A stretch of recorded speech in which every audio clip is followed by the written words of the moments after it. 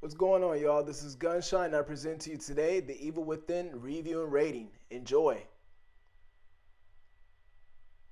What's going on, y'all? This is Gunshine. I'm happy to give you today a review and rating that seriously I gave a 10 out of 10.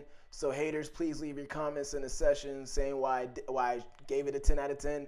But seriously, this game deserves a lot of credit. Shout out to the developer, shout out to anybody that was working on this project, and definitely shout out to the creator of Resident Evil, which he also created this game.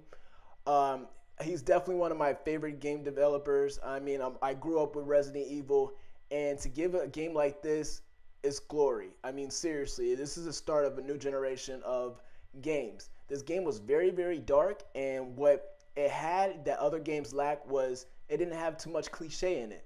A lot of games like Fear had a lot of cliche in it, just like movies. It has a lot of those things where it pops up at you, but at the same time, it's really not that scary if you think about it throughout the whole game. It's really just not that scary at all.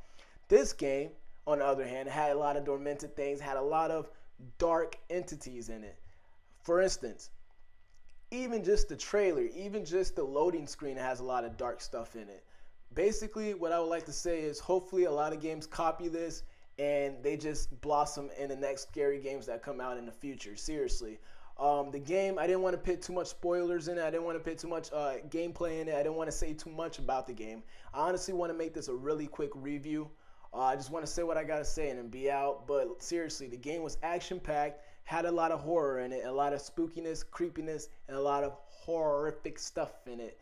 Seriously, big ups to these guys. I gave it a 10 out of 10, a perfect score. Nothing was wrong with it. I mean, there was some glitches here and there, but that doesn't set the fact that the game was good. So undermining glitches. Besides that, this game is for the Xbox One and the PS4 and the PC as well. And the graphics on there are way more better. I know, I understand that this is for the 360 and the PS3, but at the same time, the graphics could have been a tad bit more better, but it's okay. The graphics actually fit the gameplay, so there wasn't really no complaints about it at all. I enjoyed this game. I had Turtle Beaches. I had Turtle Beaches, but I had Turtle Beaches on playing it at night. There was times that I screamed, yelled at the screen, saying, "Run, run, run, leave, move, move." So definitely had elements of keeping you on your feet. There's times where there's creatures that only if they hit you once, you're dead. So you had to think on your feet. Like I said, it's from the creator of Resident Evil, so there are puzzles in the game that you have to figure out, and it does leave you with the type of feel where you really have to get on your A game. You seriously have to think real fast and strategize what you're gonna do next. The game does allow you to die a lot, definitely. Just like Resident Evil, they even have an achievement in there. If you beat the game under 5 hours, you get a special achievement and something special else, I guess. Which is just like Resident Evil, for all the Resident Evil fans out there that know about those type of things. Another side note I have to say is Resident Evil 6. Very, very horrible game compared to all the other games that came out with the Resident Evil franchise. That was a very horrible game.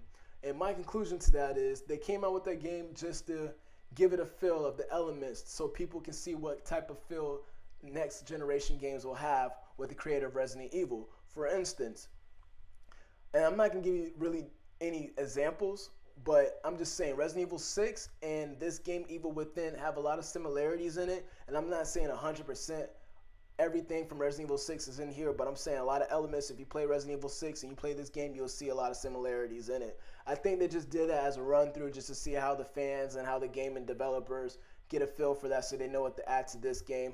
But seriously, the game was perfect. I'm trying to think of what else I can say that is negative about the game. There really isn't anything negative to say about the game. I'm hoping that next generation, a whole bunch of game developers that are making scary games in the future, copy the elements of this game and do it better. Or do it just the same.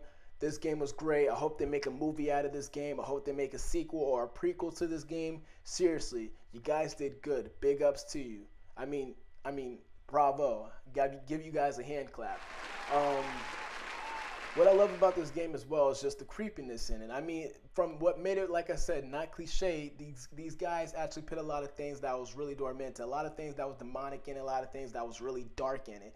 Even just the title screen, even just the loading screens were pretty dormanted. I mean, I just like everything they did with the game. If not, they could have done a little bit, couple of more things to make it even more crazier off the top. But besides that, this is the review and rating. I hope you guys enjoyed it. I'm trying to think of anything seriously like negative I can say about the game. If you guys didn't like anything about the game, please put it in the comments. Please no spoilers. I did make a separate video with the Shrieking Beast. So if you guys do know about her, check her out. For anybody that don't want no spoilers, don't check the video out until you play the game. But it's just gameplay of her because I think that was one of my most favorite characters in the game just because she was so creepy. This is a review and rating. Hope you guys enjoy. Take care and happy gaming. Peace.